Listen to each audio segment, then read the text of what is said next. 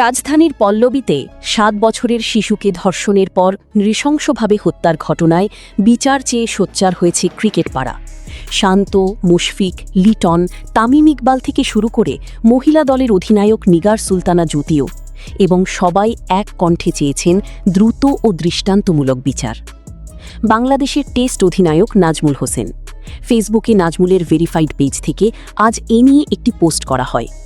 সেই শিশুর একটি স্কেচ ছবি পোস্ট করে ক্যাপশনে লেখা হয়, আমরা এমন এক সমাজ চাই যেখানে প্রতিটি শিশু নিরাপদে হাসতে পারবে, ভয় নয়, স্বপ্ন নিয়ে বড় হবে।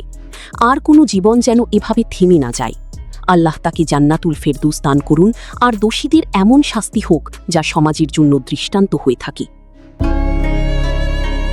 বাংলাদেশের প্রথম ক্রিকেটার হিসেবে ১০০ টেস্ট খেলা মুশফিকুর রহিমও নৃশংস এই ঘটনার বিচার চেয়েছেন ফেসবুকে।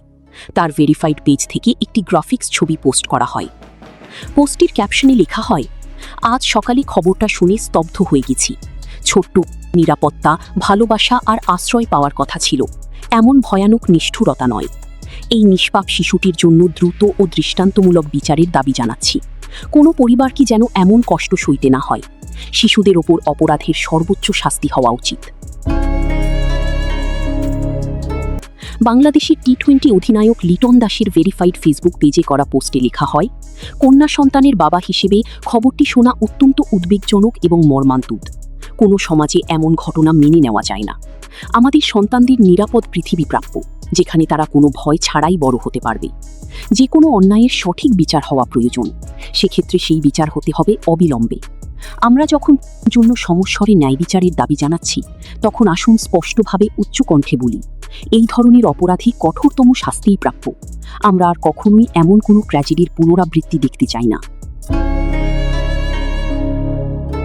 বিসিবির অ্যাডহক কমিটির সভাপতি তামিম ইকবালও এই ঘটনার বিচার চেয়েছেন। তামিমের ভেরিফাইড ফেসবুক পেজে গ্রাফিক্স ছবি পোস্ট করে লেখা হয়, জন্য বিচার চাই। বাংলাদেশের মহিলা ক্রিকেট দলের অধিনায়ক নিগার সুলতানা জ্যোতিও এই ঘটনার বিচার চেয়েছেন।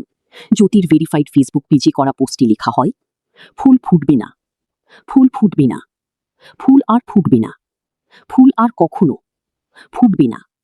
রামিসা হত্যার বিচার চাই। এই দেশ আর কোনো শিশুকে হারাতে চায় না। আমরা বিচার চাই, দ্রুত বিচার, দৃষ্টান্তমূলক বিচার।